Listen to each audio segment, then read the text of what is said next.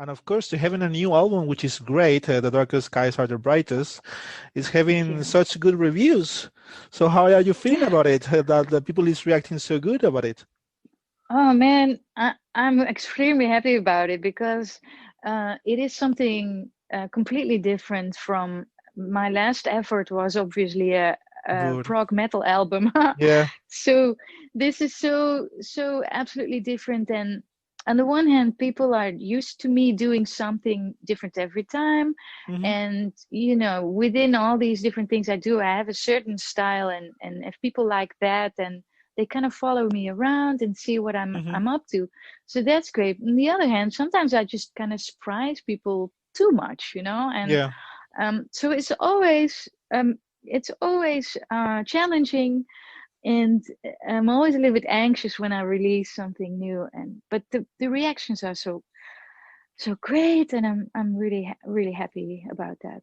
Yeah, and it's not something that no one could expect it because you always play some sort of acoustic projects Hmm. before. I remember seeing you Hmm. in Eindhoven. I think it was Prognosis or a show that you Oh put off yeah, there, and it was yeah. also acoustic. It was great, and you have Guadagnike. You have other projects where only you and a guitar, an acoustic guitar. But That's true. when I listen to these songs on this album, even though they are acoustic, it feels so powerful that it seems like it's electric. It seems like it's rock, even though it's not rock songs. But it Yeah. feels so. I was wondering what it is. Is the production? Is the mixing? What it is? The percussion for sure is quite good on it, but it has such a powerful sound, like the songs like Hurricane or I Saw a Card. They're kind of Hmm. folky, but they are really strong, really upbeat. I don't know. Yeah, it's funny that you should say that because sometimes people have the same feeling as you, Hmm. and I think the thing is that the songs are maybe soft or acoustic like, but the intention is very intensive. So the lyrics, and there's a lot of melancholics Hmm. there, and there's a darker feel to most of the songs.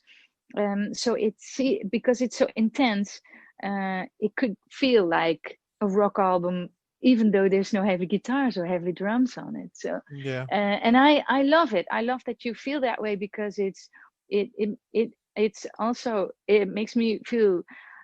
I wanted to accomplish that, to have a balance between heavy feelings, but Yeah. with its like soft songs, melancholic songs. And there are a few songs that are a little bit more upbeat and a Yeah. little bit more light in color, and I wanted to make a good balance in that. Yeah. But when someone hears it's an acoustic album, you automatically think, oh, it's gonna be mellow and not Hmm. soppy, but it's not like that. So No, I guess yeah. it's also, it maybe maybe it's just acoustic prog, you Yeah. know. Yeah. It's alternative music. It always will be. And even though it's soft, Yeah, totally. And what I also like about the album is that it's not your average just acoustic guitar and voice because you have a lot of instruments sounding on the songs. You have horns, Hmm. you have string instruments, wind Hmm. instruments. So is there any of the instruments that you wanted to put up in the mixing that you want to take it up front besides the guitar and your voice? Yeah, well, the few nice things on the album, which I never did in my life before, are, for instance, is that Hurricane song with the trumpet solo.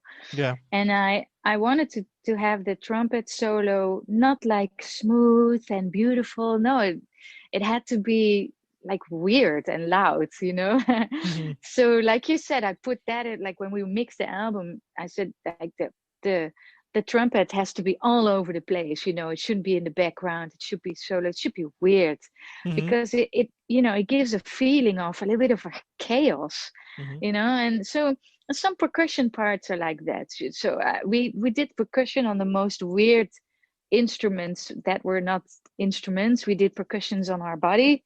Hmm. on our knees and hand claps and stuff like that, but also on drums with my keys on it, so it would Yeah, make a weird sound. And so yeah, so in that sense, we uh, we kind of fooled around with the sounds. Yeah.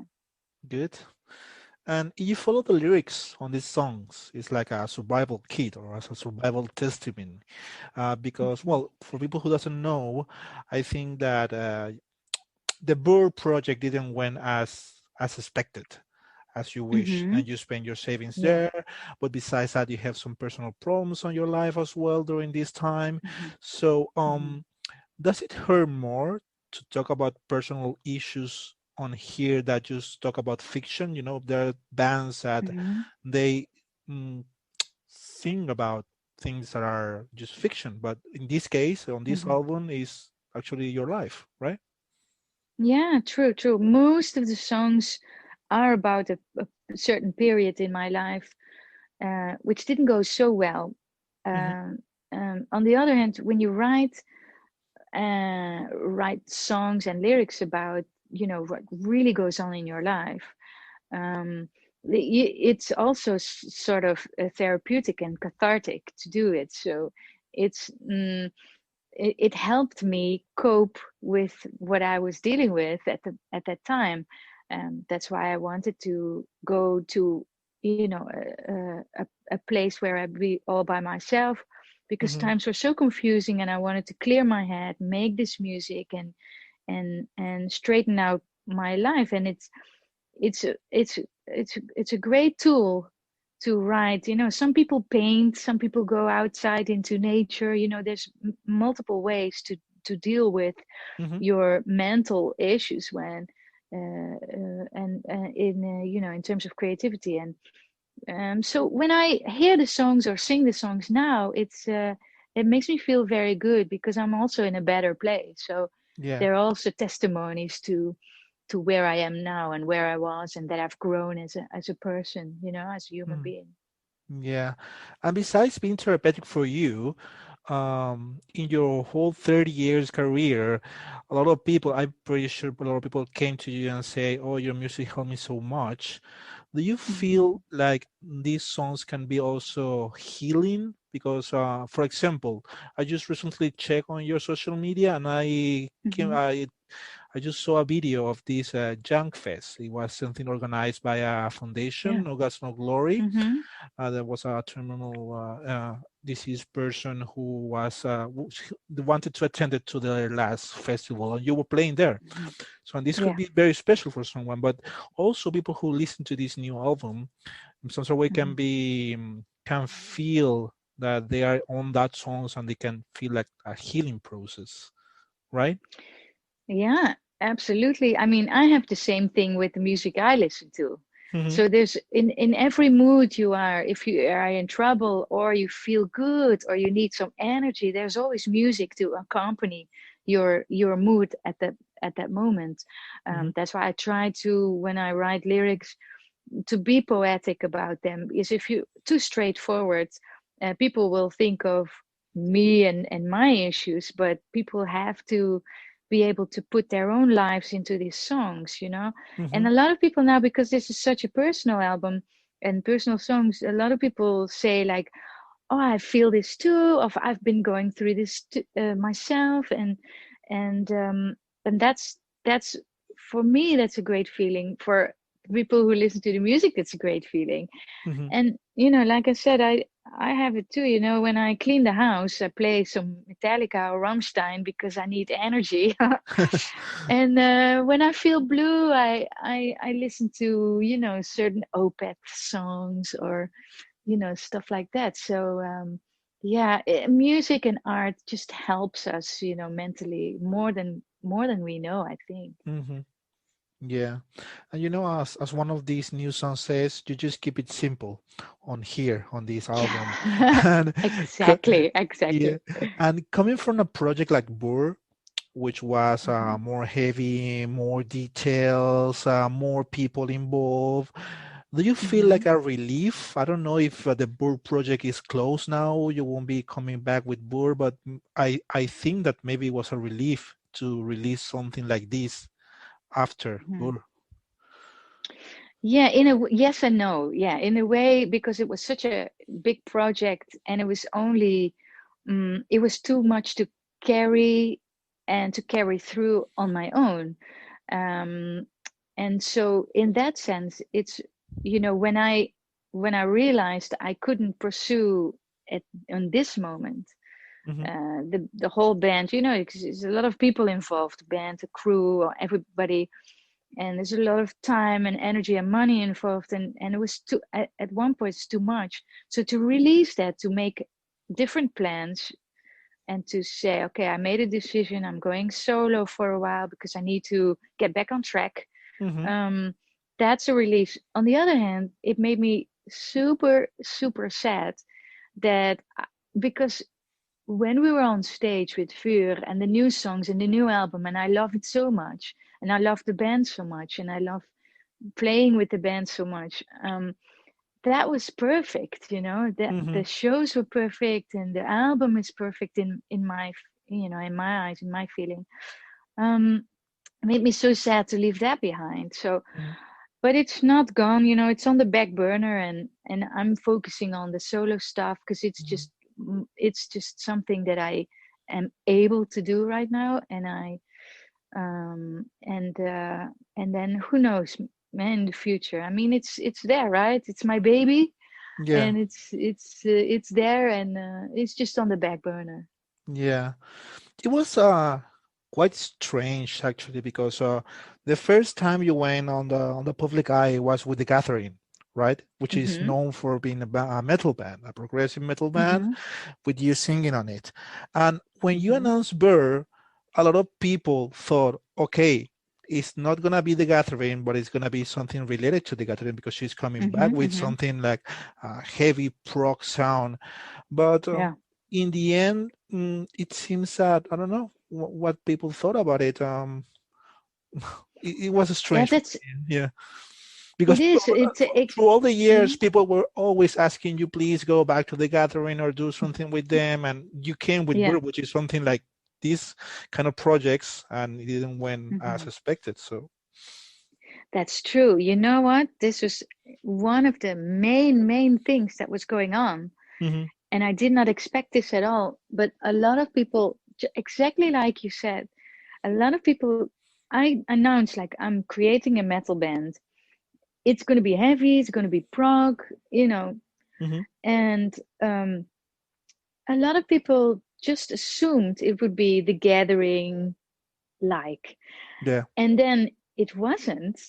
And then a lot of people we had to get used to the new sound because it's much louder, it's much faster, heavier, there's shredding involved, Hmm. there's so many things that's not the sound of the gathering, except for my voice, Yeah. and so then everybody was kind of taken aback by it, and they were and so they had to take the time, which is great. They took the time to listen to the albums like 10 times, 15 times, and then after like half a year, those people, there's a lot of people who had to take the time to get used to the new sound. Then they started loving it, but Yeah. then it was a little bit, too late for me to keep the band on the road, because our tours were not attended that much, like not good enough to get out of my financial costs, Yeah. um so I mean, it's a practical thing, but that was a thing. And so yeah, so and now everybody's like, okay, so when is the second VUUR album? And but now I have to do this for a while, and then maybe get back to it. But now people know like this, okay, this is it's heavy prog metal, and in the future probably will be again. Hmm. Totally.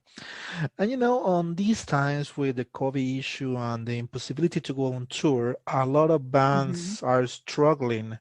A band close to you just disbanded, which is Anathema. Hmm. and it's just Mm-hmm. such a shame.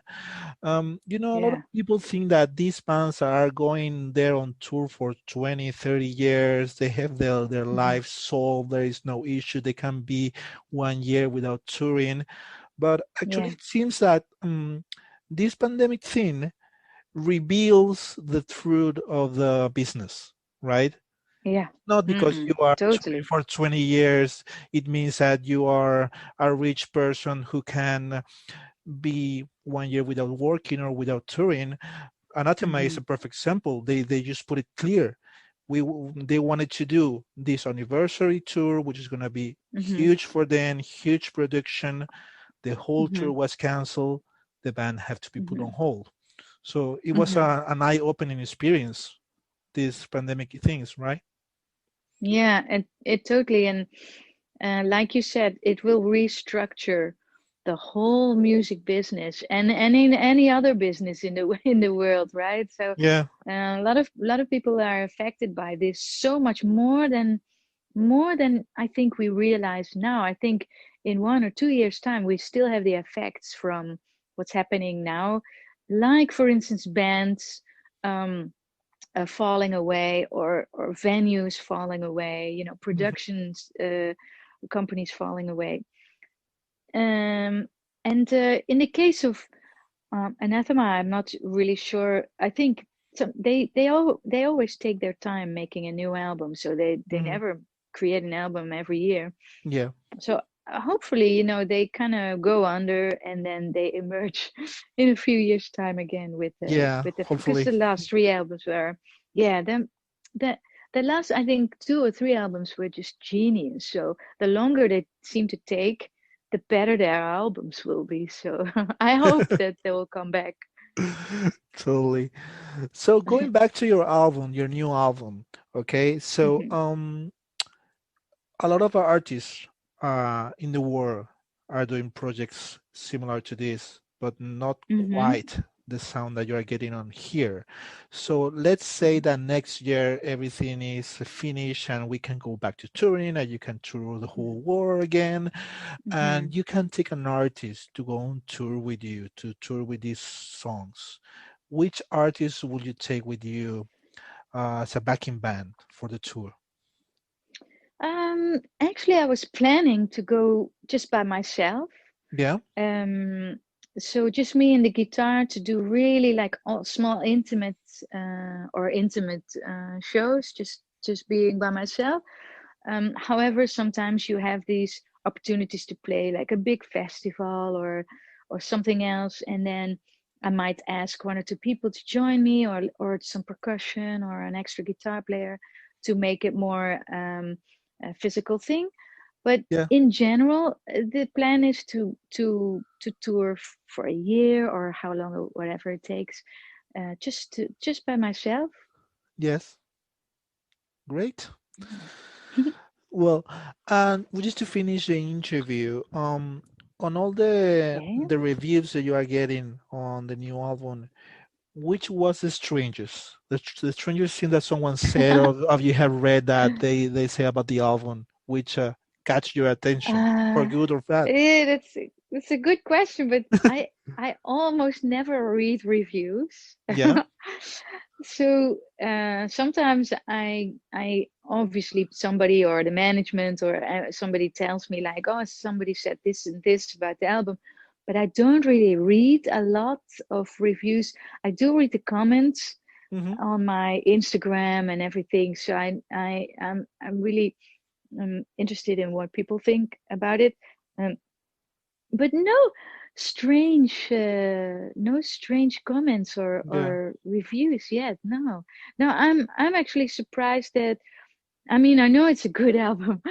Yeah. I'm behind my album, but that I thought that people would be more surprised than they are now. Is that people really just kind of take it to their hearts and Mm-hmm. and for the most part like it. So yeah.